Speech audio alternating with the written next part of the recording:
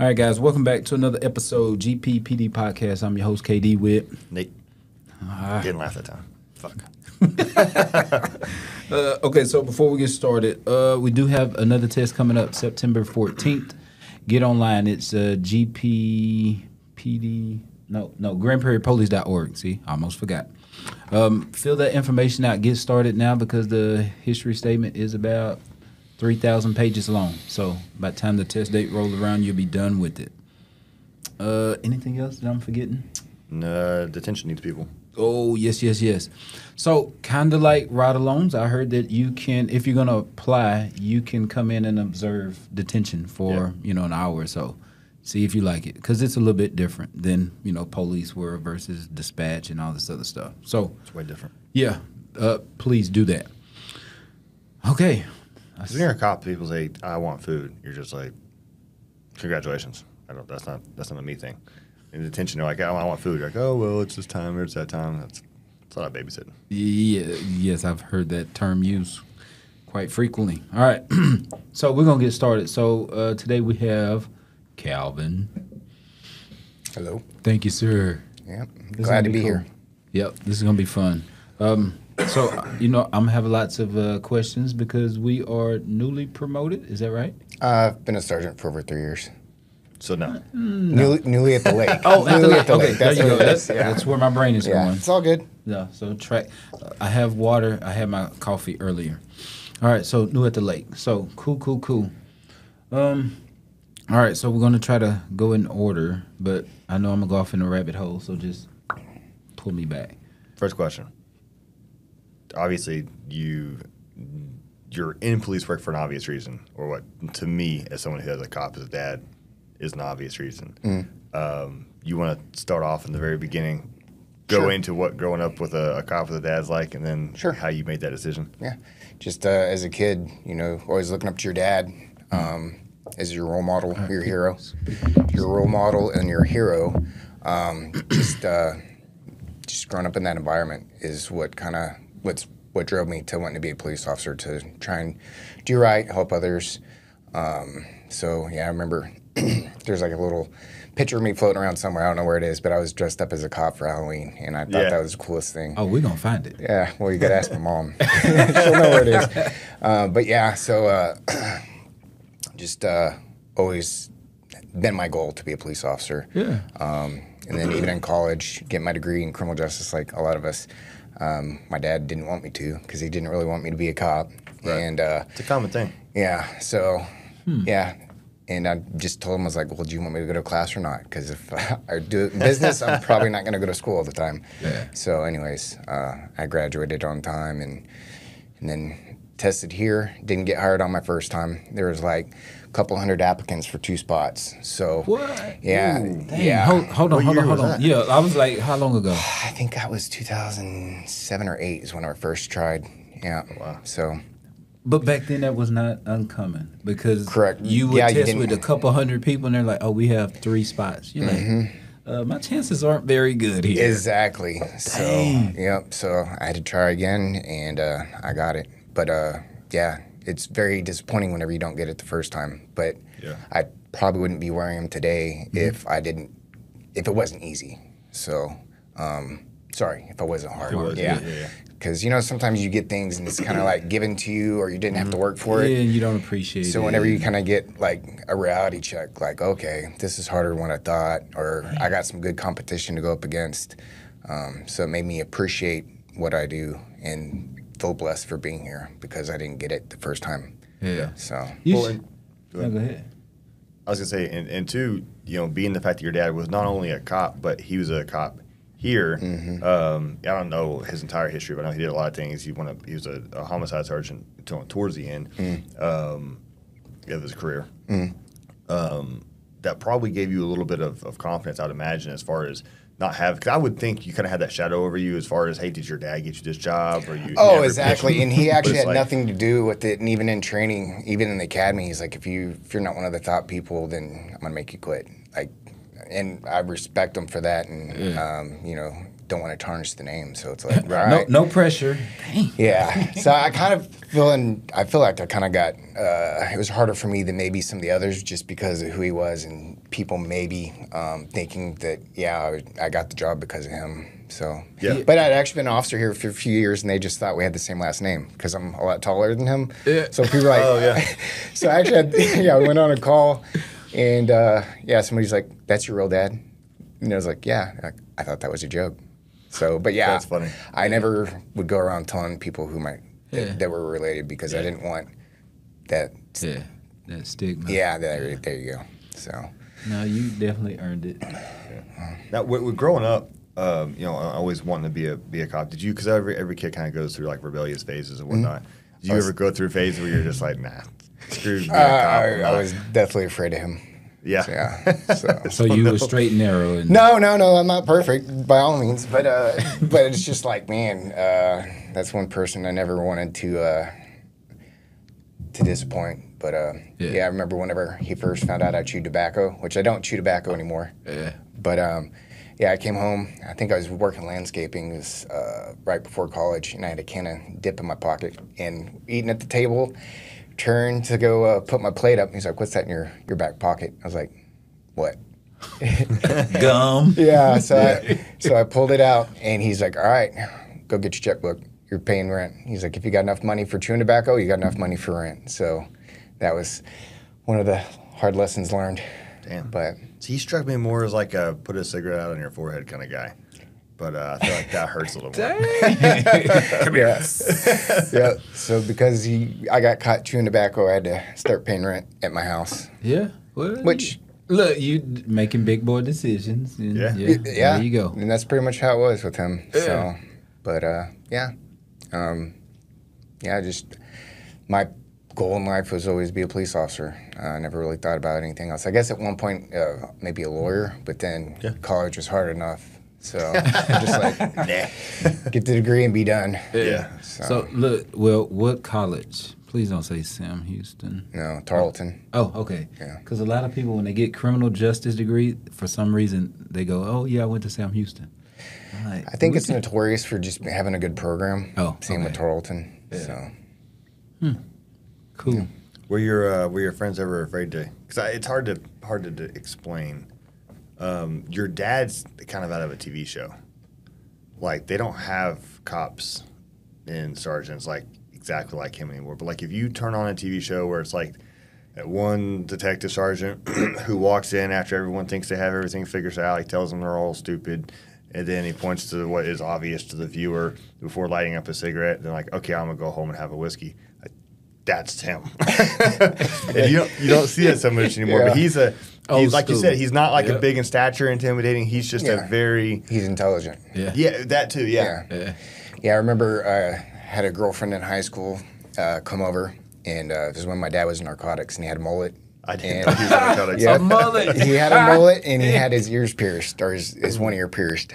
And I remember I he used did to not have know a that. yeah, he had a rattlesnake fang earring. Like, That's awesome. Yeah, It's like yeah. a White Snake video. Yeah, like, but Jim Dirt. so I was dating this girl, and she was always like, "Dude, what does your dad do for a living?" And I was just like, "Well, he's a cop." She's like, "No way!" I'm like, "Yeah, he's undercover." She's like, "I thought for sure he was a drug dealer." And, good. Yeah, it's like, but yeah. So yeah, he got to live a pretty cool life for a while. Yeah. So What any part of it? I know obviously he inspired you to want to do the job in general, but anything about watching his career path inspire you to want to follow it, or maybe like, that's probably not my thing. I want to take another route. actually, I think it was. I got to go hunting and fishing with him and his friends as a kid, and they all were like best buds. So, kind of seeing that, that they had such a good relationship.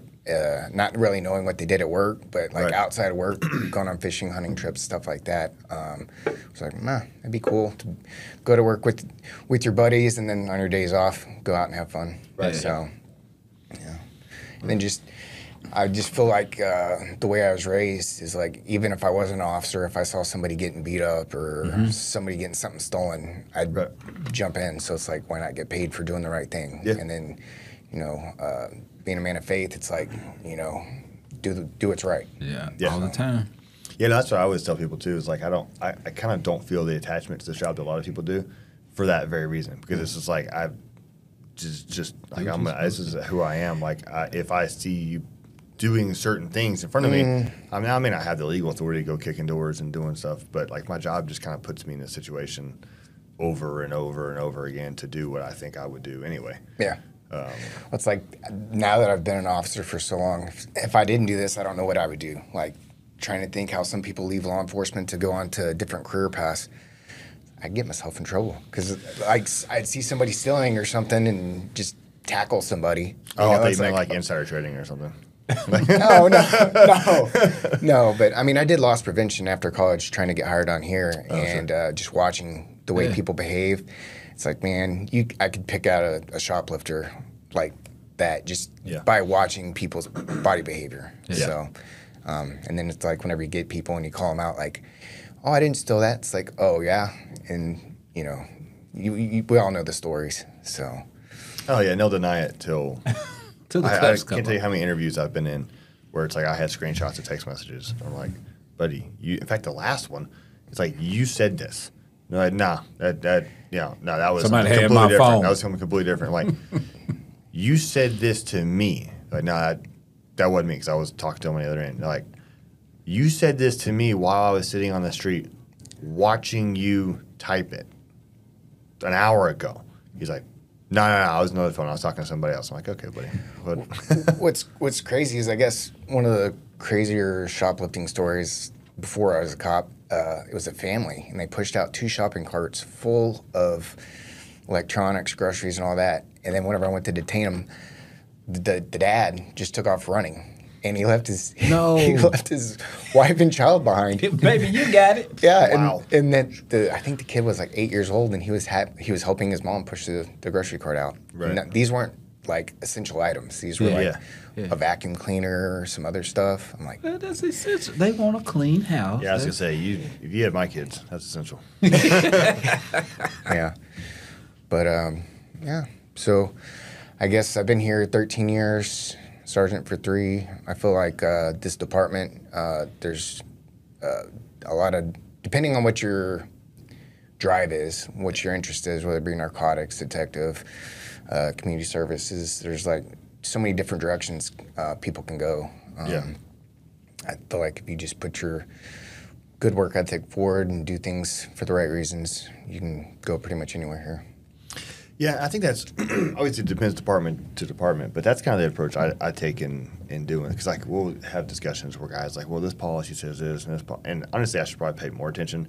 But I always kind of take that approach of like I'm going to try to do the right thing, and go. I'm not going to abuse people. I'm not going to avoid doing my job, and it's going to work out. And knock on wood, it has so far. Yeah, I think if you do things from the heart, you can always explain yourself. Whereas if you do something to try and get one over on somebody, or you kind of take that approach versus like you can justify things that you're trying to do from the heart versus trying to one up somebody or make somebody look bad to make you look better.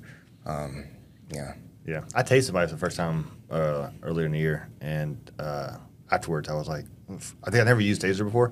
I was like, man, I'm not 100% sure what the policy says, but I was like, you know what, I'm fine. Like it felt like the right time to use it. You just reacted. Yeah. And it turned out I was good. So yeah. But that's a better move. It's like, I tased him, and then you start going, oh hell, wait. Force continuum. Yeah, I'm good. Okay. Yeah, he's going to jail. That's funny. All right, so let me ask you this. Started off, how was FTO for you as an officer? Like on training? I think because people knew my dad, they were harder on me because he probably pissing people off. So that was their way of getting back at him. Yeah. I got your son. Yeah. Being to me, which I got thick skin, so I might seem nervous now because cameras and the unknown. It's a weird thing. But if people are trying to get under my skin, it's pretty difficult. Yeah. Unless you're my wife. She's know the right buttons. Oh, she does. Yeah, that's true. So my 10-year-old's good at it too. But if I was an FTO, I wouldn't dare. You know, because of your dad is here. I would probably tell you, no, bro. I'm gonna treat you just like everybody else. Yeah, and I respected all my FTOs for that. Yeah, it's like, you know, and I got along great with them. Yeah. So Yeah. I do remember caught an ag robbery suspect, phase 2 of training, and I got into a long foot chase. The guy pitched the gun, and then I chased him around the movie theater, and then Spring Creek barbecue. Yeah. But I said it was saltgrass because I was new. Oh yeah. Yeah. So everybody busted my butt for saying, where my location is, and then they're like, saltgrass. We don't have saltgrass. Right. So, but yeah, when my FTO caught back up to me, and he went to shake my hand, I just gave him a hug, and I was just like, this is the best job ever. And then the guy's laying on the ground with handcuffs, and I'm over here hugging my FTO. So That's funny. That's hilarious. yeah. Bro, we be in detail, and I'm like, yeah, let's close patrol, salt grass. And I was like, what? Yeah. Yeah. Calvin said salt grass. We're going there today. Yeah. That's I guess that was what I wanted for lunch. Yeah. But That's funny. As far as preparation for the job going into it, I don't want to be a dead horse to having cops at that, but it is a significant thing going into the job. Did you feel like you had a more accurate idea of what the job was going to entail than a lot of people? yeah. Was that helpful? I think so, because I think sometimes people, they see what's on TV, they see the police chases, they see the cool action shots. They don't realize that you're going to be dealing with people in their worst moments. You're going to be seeing some stuff that you can't fathom. Like, I remember the first dead body I ever saw from, like, a homicide. And, it was pretty scary. Yeah. So, and then some of the things that we're required to do, like, there was a double murder, and then myself and another officer were the first ones on scene. There was a victim laying in the neighbor's front yard, and then the front door was open on the house, and we look inside. There's another victim, deceased, and there's a little girl, and she's laying next to the victim, and she was crying. Right. And then we hear a door slam, so we're like, now it's a push versus a hold. Yep. So we had to take the room, expecting the shooter to still be inside, get her out, and then start doing call-outs, and it was another child. Yeah. And, I have so many details that are forever going to be stuck in my brain.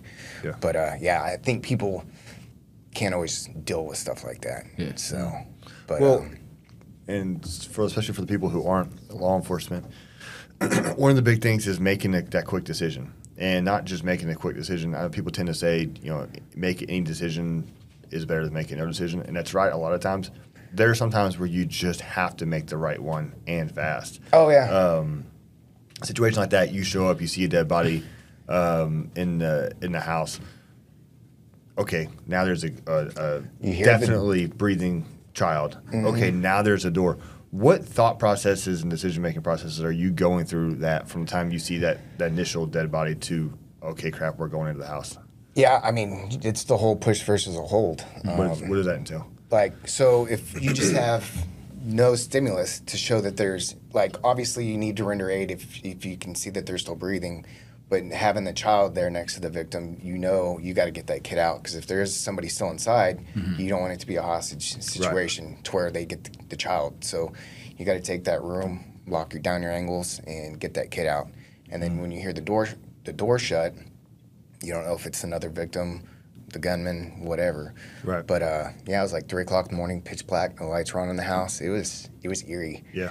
So, but that's one of those things where it's like at least me, I find in the moment you don't think about it so much, but afterwards you're like, man, I really didn't want to go in there. oh yeah, no, and we're all human. You're gonna have the fears and unknowns, but I feel like being a man of faith, like it's my calling, and hopefully I don't die. But there's a kid.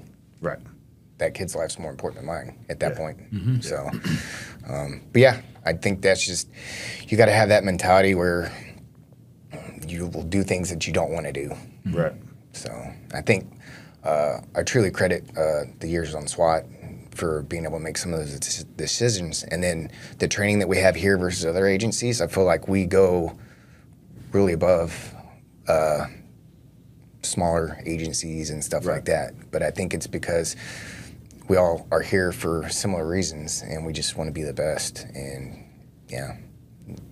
training is the most valuable thing I think that you can do as a cop. Yeah. So, because the consequences of making a bad decision are life altering. Right. For many I ways. was gonna say, Many ways and many people. Yeah, exactly. Because you don't want to do something that's gonna get you in trouble, or you know, you end up using force on somebody that you shouldn't have. Like, you can't take that back. Absolutely, and I think like what you were talking about earlier, I forget how you phrased it, like going with your heart or something.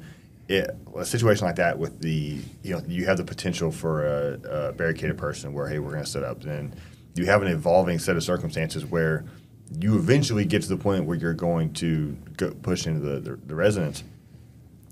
If you take that clinical, okay, if I have one in this column, then one in this column, and you go through that like decision matrix type of like someone in the civilian world should in their job, if you apply that here, that winds up burning time and you waste opportunities and potentially people's lives, as opposed to just, hey, this is the right thing to do, which I think is why the way our policies are written and the culture we have is so important. That despite even little differences of opinions, you still have, at least I feel like you still have that go do your job. Like little kids, it's not rocket science. Yeah. Yes, we have policies that lay things out, but you don't have to overcomplicate this. There's a little girl in our building. What's right is right. Correct. And the right decision is normally going to be the first decision that pops in your mind. Right. Yep. It's going to be your instinct. Yeah. So having that ability to know that you can do that, and then if you are wrong, like we were talking about before, I think before we started recording, to be able to say, hey, I was wrong, but this is what I was thinking, and to not have people sit there with a book and say, yeah, but here, so you're in trouble, and to have people actually say, and I think that's why, man, it just slipped my mind. I think, by going with your heart, you can justify it, and you can also own your wrongs. So if you make a mistake, you're like, hey, you can take ownership of something if you go with your heart. If you don't, then it's really hard to explain yourself. Right. Because it's like, well, why would you do that? It's like, well, I actually thought it'd make me look good, so I did it, and then it didn't make me look good, and now I'm in trouble. So. Yeah.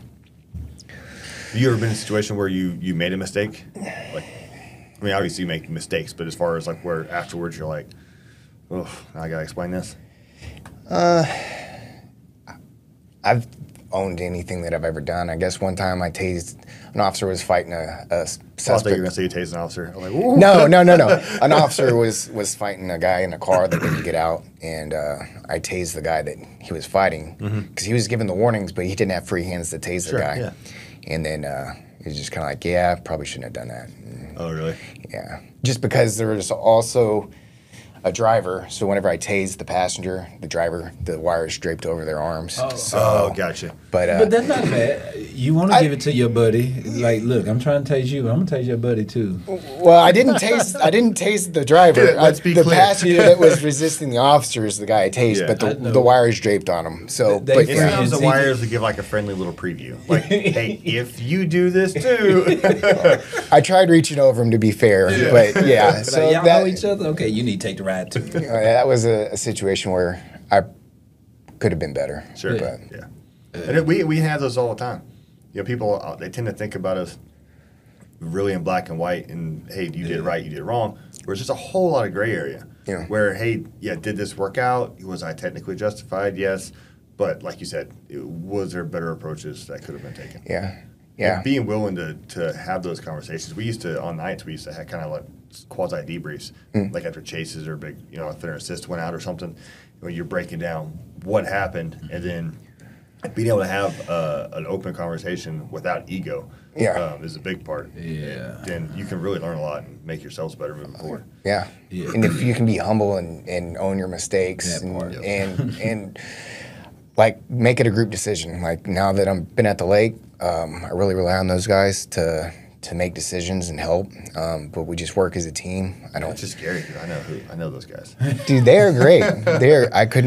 I couldn't be happier with the group that's down there, really. They've really impressed me. Did you guys see the video where they put out a boat fire by putting the trim up on the boat motors and they shot the water on a boat that was on fire? No, that's bad.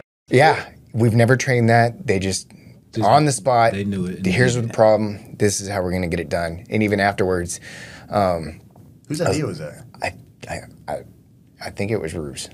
It's so funny you say that because I was going to say, when you hire guys who spend their free time on the lake Wow. drinking Yeah. beer, like that's like just what you're gonna get. And I think you watched an episode of Eastbound and Down where the dude sprays somebody else on their jet ski, and I think that's what gave him the idea. That's awesome. So God, such a Yeah. That's awesome. Y'all got to put out a video, like send it to everybody. they did. Yeah, the email. I think it went out.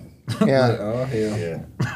yeah. Please. I got But it. it was That's it was awesome. somebody on shore that was filming it. Oh, and that's awesome. Yeah, but just little things like that. Like you would never train to put out a boat fire. That's what firefighters are for. But Yeah. they got there first. So That's awesome. So what is that?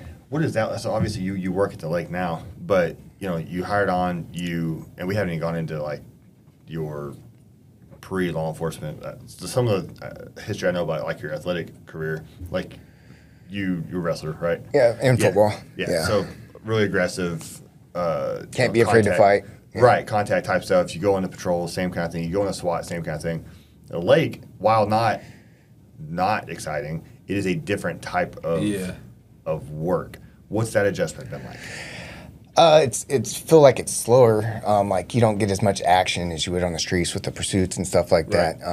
And then the diving is, I've never dove before, and Really? I was like, oh god. Whenever I did my first dive, I was like, please, I hope I'm not gonna panic. But but it's like being in the fully enclosed chem suits on SWAT and gas mask and stuff like that. Oh, yeah, I that felt helps. like, hey, I'm not claustrophobic because I've done that. Yeah. But I Right. guess we'll see whenever I'm 20 plus feet below the surface in the dark what that's Right. gonna be like. So, but 'Cause it's not the cool videos, diving videos you see on Instagram. you Where can't you're- see anything. Right. Yeah. You're in a lake. Yeah. This is muddy water. Oh yeah. Oh hell Yeah. no. I'm out. Yeah. And it's like, well, I hope I got enough. Yeah. Hopefully there's no catastrophic equipment failures because whenever you're down 20 feet, you don't think you can just swim up. Wait, you can't? Well, I mean, you can. There's a lot of things that could happen if you're super deep and you go straight up, like just Like air bubbles and Well, not only that, it's not like you're at the bottom of the swimming pool and you can hold your breath till you get to the top. If you're super deep, and let's say a hose, Snap. like you're not gonna be able to swim up. So that's kind of a little scary feeling that at certain depths you're not gonna be able to quickly resurface. But could you use an officer that just hangs out at the surface?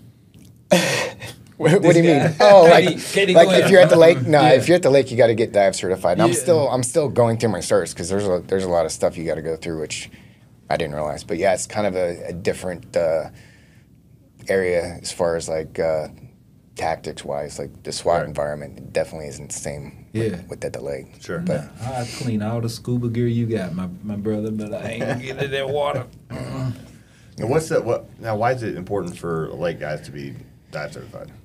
evidence recovery. So you have I think they got a capital murder weapon that somebody threw in the lake and they searched. So there's different search patterns. Like we've got an underwater drone, but mainly for water rescues too. So so evidence recovery and rescues. How many times have you told people, please wear your life jacket? Please don't All the time. drink and do silly stuff on jet skis and boats, and they go out and And then people not having their kids wear life vest is That's not insane against to the me. law? Oh, it is, but they still do it. yeah. Here, little Johnny, come on, get And on then the boat. Get you- in the water. Yeah, and then the drowning victims, they're like, yeah, they didn't know how to swim. It's like, why would you go to lake if you don't know how to swim? Right. Or if Or you're at going to go to least lake, get in deep. yeah, don't get in the water. And I think people just don't realize that the surface or the bottom of the lake is not level. So like you can have they a say drop they off. just kind of. Yeah, That's crazy. yeah. I know it's been a couple years, but we were out there riding bikes working, and then they flag us down, and they just said that 2 guys were walking, and then the lake just. He said it was walking, and he dipped off, and they could see his little hat floating, and I'm like, holy crap! So then we, notified everybody. Yeah, and I then think I was on that call with you. That was whenever I was on patrol. Yeah, the guy that drowned. Yeah, Uh-huh. And you get in a line, and I think yeah. you all walk together, and you kind of feel as you're walking or whatever. There's different search patterns. Yeah. But yeah, so essentially, we're the public safety divers, and we'll assist FD with recoveries or do the recoveries. But yeah. Now, does FD have divers of their own? Or? Okay. Yeah. So Is it all? It's all the same job. Well, I guess it just depends, but we work hand in hand with the fire department. It kind of depends on what type of scene we're working and whatever we need. So I'm still new enough that, you know, I really rely on those guys that are experienced down there. So I just try and get them what they need so they can be better at their job. Right. So. Yeah. I was going to say, because I mean, as a lake sergeant, it's probably a little different than a patrol sergeant, because ideally you're not making as many, you know, investigative calls. You're not necessarily deciding an approach so much, I imagine, as, like you said, kind of facilitating guys whose experience you already trust. Yeah, like body recovery, stuff like that. But then even just the enforcement on the water, I just try and, like, I'll ride out with them and try and work with them just to help them. And sure. But yeah, it's a lot of on-the-spot thinking. Like if you have a boat, like we had a boat that was up against the dam on the rocks, and they were taking on water, and a couple of people didn't have life vests. So it's like, yeah, like we were talking about earlier. Yeah. But yeah, so basically we just tied a buoy onto the end of a rope and threw it out there, and then they tied onto the boat, but we were able to get the boat off the water before it sank and had more damage. But they'd never trained to tie a buoy onto the end of a rope and throw it to another boat. Right, yeah. But if we got any closer, then we could potentially have beached our boat. So. Oh, gotcha. Yeah. Beach your boat, like get stuck in the sand. Yeah. Like now they're stuck, but now we're stuck with them. One boat is enough, y'all. I'm sorry. We gonna watch from out here. I'll have so much fun out there, bro. I'm telling you. I'm applying. Okay. If it wasn't for the schedule, I already would have. Yeah. But yeah, the way you have to be so intensive in the summer, it's like it lines up with the baseball. Like, I can't. Yeah, the summer schedule is very, very busy. But what's a typical summer schedule? Because you still is it 3 days off? Yeah, 4 10-hour days. Yeah. And then but we work every weekend because that's our busy time. So yeah, no weekends off on the summer. Huh. Yeah. Okay. Which some weekends is okay. Yeah. It's like my kids are home like a month in the summer. It's like, can I go work on the weekend? You need somebody there 7 days a week? I got you. Yeah. So do you have that machine where, like, if you're underwater, it's a little motor and you just hold on to it and it, you know, like in the ocean? Yeah. We don't know. Oh, okay. No. But we are. His laugh. That was a dumb question. No. But our underwater drone's really cool. It's got sonar. It's got a camera. It's got lights. It's got a claw, so we can actually drive it down. Try to pick up stuff. Yeah. No, not try. We actually have. That's awesome. Yeah. What do I use that for? You can do it for body recovery and searches. Have you? It'll grab a body? It can. Is that a lot of time. Yeah. It can, but a lot of times once we locate the body, we'll dive on it. Our FD will dive on it. But we use that as, like, basically you can anchor it so that way. You know where it is. Because that thing will run nonstop. With oxygen, you only have so many tanks and all. So that's a valuable tool that we use. Okay, look, I want to ask, how much does something like that cost? We actually got a really good deal. But I think it was, when we got it, was $65,000. But we went to a conference, and some of these ROVs are $250,000+. Yeah. So, but it's a great deal, though. For the technology and for what it does, man, that's awesome. Yeah, it can definitely shave time off of locating individuals. But can you imagine some cities going, how much is that? 65? But if you had a loved one that drowned, it's like you want them out of the water as quickly as possible, and you want to have closure. So even if you know they're dead, because the timeline, you don't want to have the family go home at night and be thinking that their loved one's out somewhere in the middle of the lake at night. Like, it's just a bad thought. So. And how many boats? 2 or 2 3? boats. So at some point, did we have 3, or did y'all sell one? I think, I think they. I don't know. That was before me. I was going to say sink. No. But I think they sold one to buy the newer one. So. That new boat is bad. Yeah. Oh, it's awesome. Have you been in it? Oh, AC, and it turns on when people say, "Okay, it turns on a dime," and you're thinking, "Okay, it's a big arc." No, you can go full speed and turn it just like you would on a jet ski. Really? Yeah. Bro, and go the other way. Like, it throws your back into that thing, and you scream a little bit, all right? Yep. And then I was like, take me to the land. I need to get off. And the seats, it's got, like, air ride seats. So whenever you're hitting waves, you're just, like, floating in the boat. Yeah. Man, that's awesome. You're on a boat floating, but floating in a seat. Right. Yeah. I know. Yeah, it was very impressive. Yeah, it's awesome. So technology out there. What else y'all have down there? See, we've been talking about all these toys. The side-by-sides? Yeah. Yeah. We got new ones?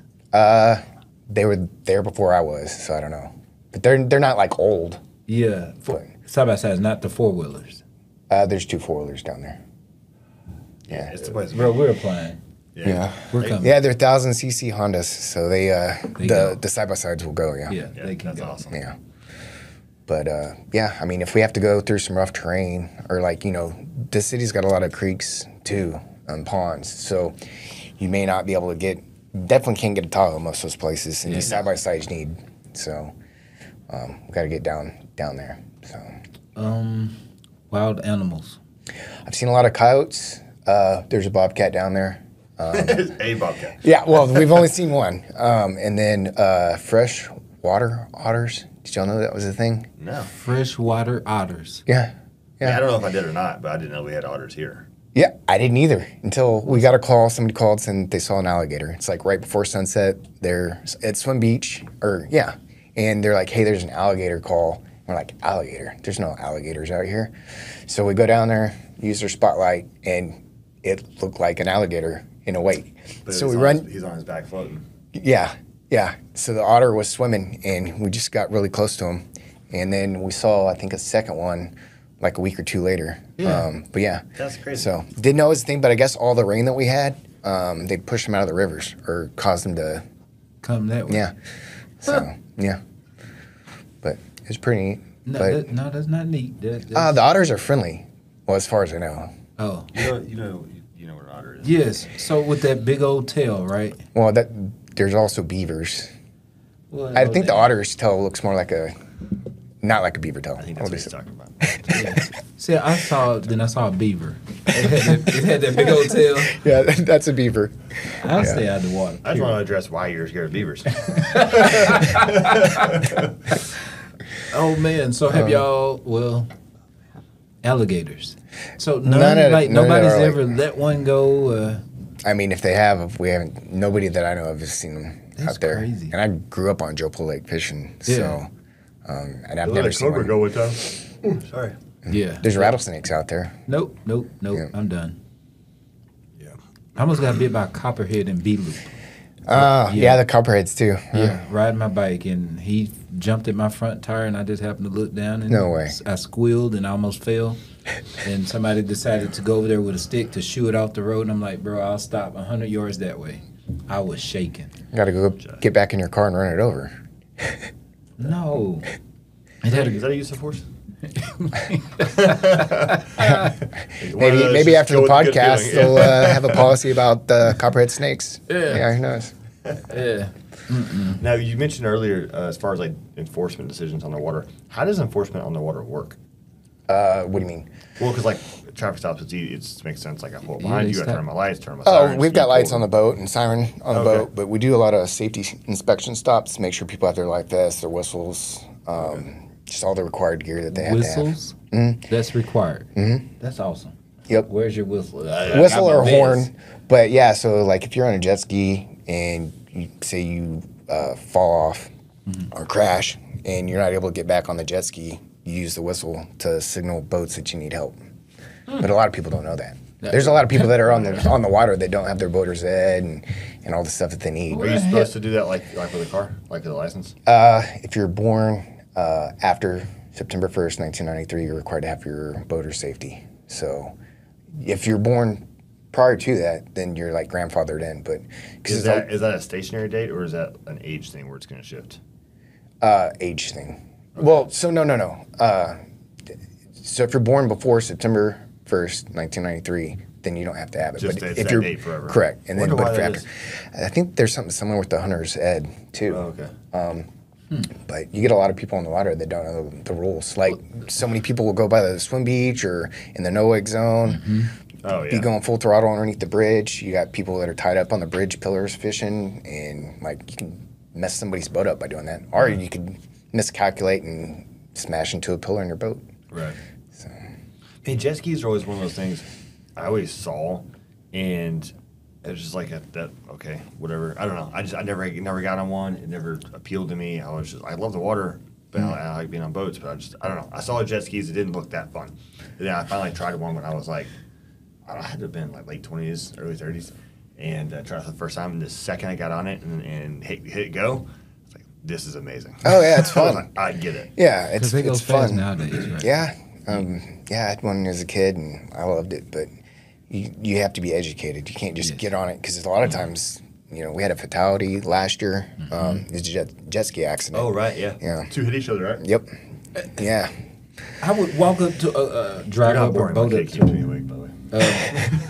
I would go up to and it's like all this damn water out here. How did y'all hit each other?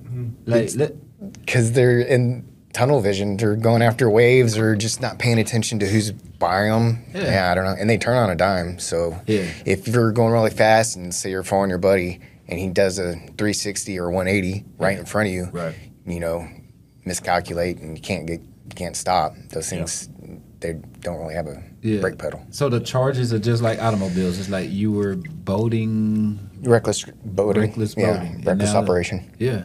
Yeah. Have you done a DWI on a boat? So we've done the seated investigation. I didn't realize that you can do that. It's a what? Seated BWI. Because you can't make them walk and turn on a boat, yeah. Otherwise, you'd have to get them off on shore. You'd have to wait a certain time and then do it. But they do have a seated DWI investigation. Yeah. Sit down. Is that just the HGN? So there's a portion of HGN, but it's basically you just read straight from the list and then you do your checks. Yeah. So, but yeah, you what kind of tests? Like touch your nose? Like what is it? Yeah, that and you're counting your fingers and so it's different. But yeah, you go straight off the checklist. Yeah. So, but to answer your question, no, we have not this year. We had somebody that got arrested for DWI leaving the park and had an accident. So probably had have. They had been. Maybe. So I mean, yeah, they're out there. We just try and really do enforcement to deter people from having one too many, and we'll drive through the Party Cove just to let people know, hey, we're out here, we're watching. Right. But yeah, there's some cities in DFW that don't have anybody at their lakes. Yeah, like as far as PD units. Which I don't know for sure. Yeah, I just I know. won't say names, but was one of them. Well, we got both boats going on the weekends, and our main point is to let people have a good time at the lake, but at the same time, deter them. Don't let them have too much fun. Right. And rescue if we have a drowning or something. Like we were driving on a couple weekends ago, and we see what we thought was a jet ski that was capsized, and they're like out way away from shore. And we get closer because we're like, hey, they didn't flip that jet ski over, and it's 3 like young teenage boys on a kayak. And they've sunk it. Oh, crap. And one of them wasn't wearing a life vest, so the 2 that had life vests were trying to hold him up.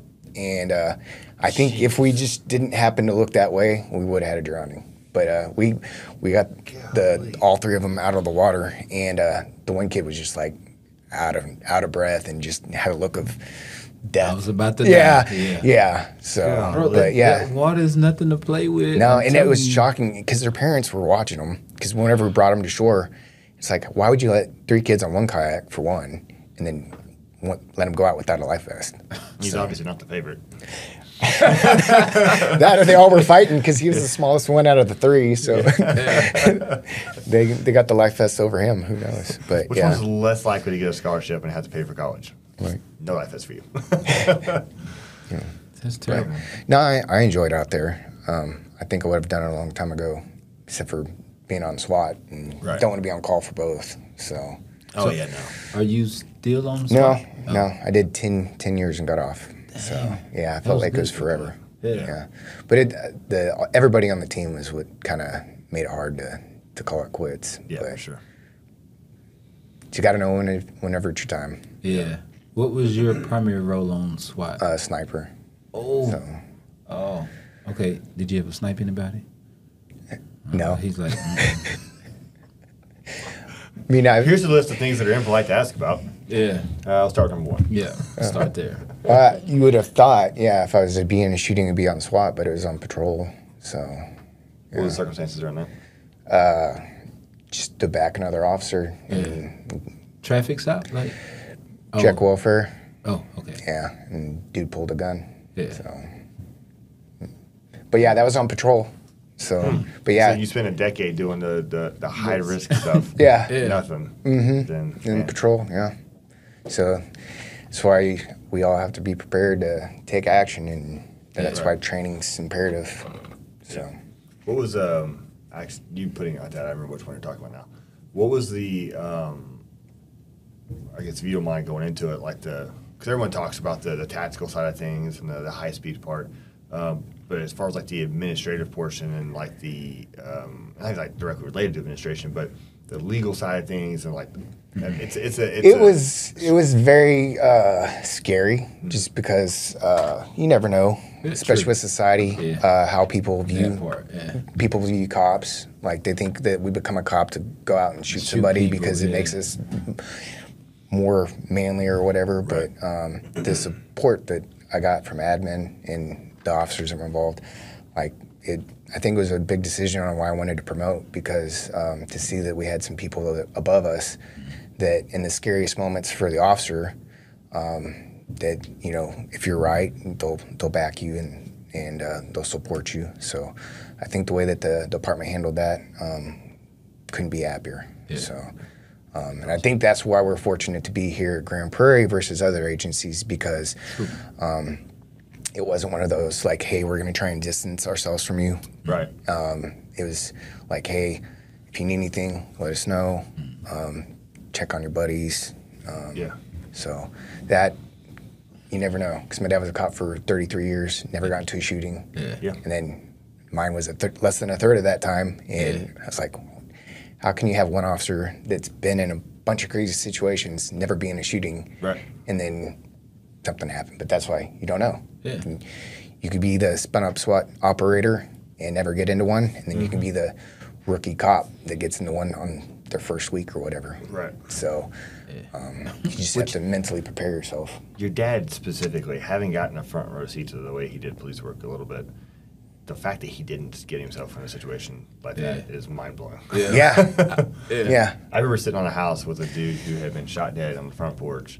We got him out of the way, and then we're surrounding the house because it appeared as though he had been shot trying to go into the house and someone was likely in it, or he was, the setup was like probably somebody in the house. Yeah. But either way, you set up just in case. And we were out there for I don't know how long, and eventually he just like shows up in his dress shirt and slacks and just walks up to the front door and starts banging on the front door. He's like, "You're in there, get the I was like, Yeah, I just think he had that old school mentality. Shoot, I went to a burglary in progress, and it wasn't too far from the station. And he's the first one on scene. He's like, "I'll get the backyard." I'm like, "You don't even have your vest on. You're wearing some freaking penny loafers and slacks and a dress shirt." I was like, "Where's your vest?" He's like, "I don't need one." I'm like, "Dude, you need to retire. Like, you don't need one right now. You need to retire. You're getting too lackadaisical." This is your last call, by the way. Yeah. So, well, you always hear those stories too, and it's unfortunate and sad. But you have a guy that's or female officer, male officer, that they're about to retire, and it's like, man, they had 2 weeks until they retire, and God, they freaking tugs at my heartstrings so bad, because it's like, you know, when you're younger, you're kind of like, okay, but then it's like, you know, they've served their time. I don't know why that is either, because in it's any weird. other facet of life, it's the opposite. Yeah. When you see someone who, you know, they're died at 70, whatever, it's like, oh, yeah, good for them. They had a good run. But it's the opposite for us. When the young guys kicking doors and catches around, that's what happens. But yeah, same like Fort Worth just had one where I forget how many years. 29 years old. Yeah, I mean a full career, and on the freeway, and it's like, God dang, dude. Yeah. Gotta be a man of faith. I guess it's just we think get to that finish line, and it's like, you know, they were right. Oh there. yeah.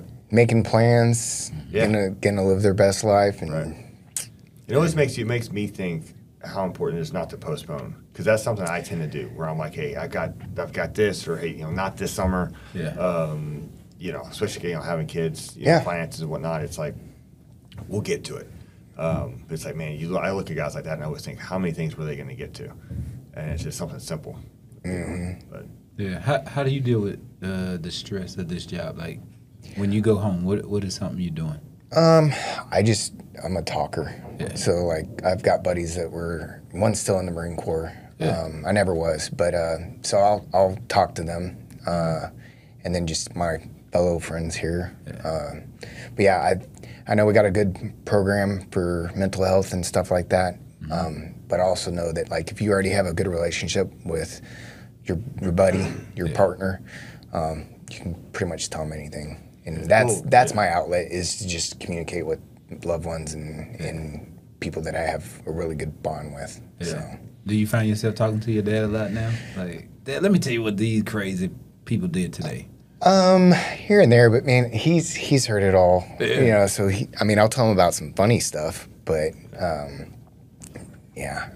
Back whenever I was a rookie cop, I'd always be like bouncing ideas, and you know, Thanksgiving would be like, oh, well, I did this or I did that. And he's like, but yeah, I think he's had enough. And now that he's retired, it's like, man, I want to be retired because he's living the life. Yeah, he gets to do whatever he wants. And he's with the grands. He's with the grandkids, just chilling. So it's like, man, but seeing that makes me like, okay, cool, I need to do my time here, so I'm not doing a second job once I retire. Like, oh yeah, because it's like you can really set yourself up for retirement to where you can go off and do whatever. Absolutely. But it's like if you do it too early, you may end up being a greeter at Bass Pro or somewhere just because you're like, ugh, didn't have as much as what I thought. So you mentioned that you were whenever you first started, like you tell your dad some of the funny stuff you got into.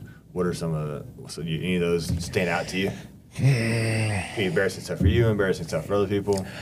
One of the funnier things that happened to me was I was checking a burglar alarm with another officer, and it was his business on 360. And I know they have cameras, but it's like, yeah, this is probably a bogus alarm, but they had a chain link fence. I'm trying to reach through the fence to see if the door would come up.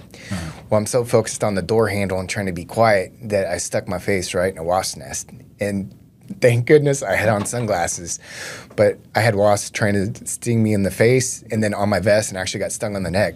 But the officer that was checking the burglar alarm with me, I'm like, run. So I go from being silent to being a big baby and just screaming like, get out of here. And he's like, what? I was like, wasp. Shots fired. So yeah, I'm running around the corner getting stung by wasps, and he's just running because I'm running. He's like, what's going on? My kind of guy. Yeah. But I think that's probably one of the funnier ones, is being tactically, being quiet, checking a burglar alarm, and then, put my face in a wasp nest and totally do a 180 and start screaming. Yeah, that call's over at that point. Yeah. Building secure. Yeah.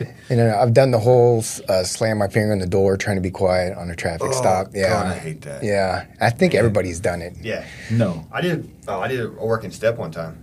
I was, it wasn't even so much because I wanted to be quiet, obviously, it's the middle of the daytime. But you get in that habit, you're working to burglar alarms, whatnot at night. You go to close your door, you're quiet, you just kind of guide it close with your hand. Yeah, it hit my thumb, and I went to yank it out, and it didn't move, and I was like, oh, God. So I freaking popped it, and I'm like trying to get this guy to sign his ticket. My thumbnail's turning black, my hand's shaking, and I'm like, this hurts so bad.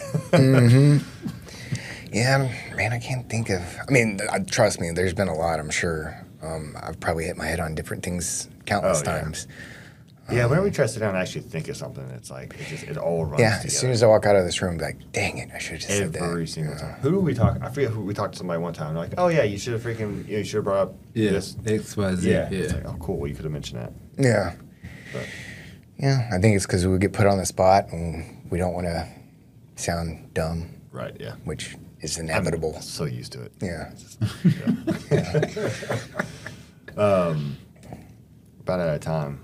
Obviously, you just started the Lake Unit, but obviously you enjoy your job. Oh, I love it. Do you see it? Not necessarily that you want to leave right now, but where do you see your career progressing?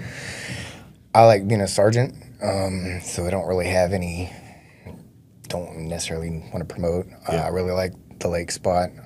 Feel like it's one where you don't get to see all the disturbances like you would on patrol and stuff of that nature. Kind of feel like a cop, firefighter, and game warden all in one. Yeah. And like some days, like if you're out there in the water, and you're getting paid to cruise on the boat and make sure people are safe. So if you're out there on the water, like on your day off fishing or something like that. Right. It's like, wish I was working because that dude needs a ticket for the things that they're doing. Yeah. But yeah, I enjoy it. Like I said, this department, there's so many different areas where you can go. It just kind of depends on what someone's personal direction wants to be. Yeah. So. Yeah. Who pays for sunscreen? Actually, the department actually got some sunscreen. About but time we got that changed. But some We of used my to buy our officers, own. yeah, some of my officers or some of the officers down there, they use the expensive stuff, and I am too, because it's like your face, you don't want, and then so I love those guys. They're saying bougie. you said it, not me. But you know what? They like their skin. They're all physically fit. And their hair. Yeah. My wife was telling me, she's like, "How come all these officers are in shape? What's your issue?" I'm like, yeah. Tell her you just got the. Yeah. Yeah. Yeah. There's some time. There's some time to work on it. So. Y'all ever play volleyball at the fire department? No. Because it's basketball. Pickleball. Now And they have the basketball. pickleball Well, I don't court know. in the thing, the Sally port down there. You're kidding. Yes, Yeah. the firefighters They used do. to. I don't know. I haven't seen it since I've been down there. I was driving in to get gas in my car, and all the firefighters were out in the parking lot playing basketball with each other. And out there playing on shirts and skins. And I was like y'all are hitting so many stereotypes. It's like, trying to avoid a couple. But, it looked like a good time. But, well, I appreciate you sitting down with us, man. Yeah, all good. It's nice to see you guys. I feel tucked away out there, and it feels nice to be back at the big building. Yeah, because we don't see him as much anymore. Yeah, there's probably some officers here that probably don't even know who I am, just because it's like, I guarantee a guy it. walking around in a t-shirt and a guy. Yeah. So. All right, guys. Well, till next time. Till next time. Appreciate it. Hopefully that wasn't too painful.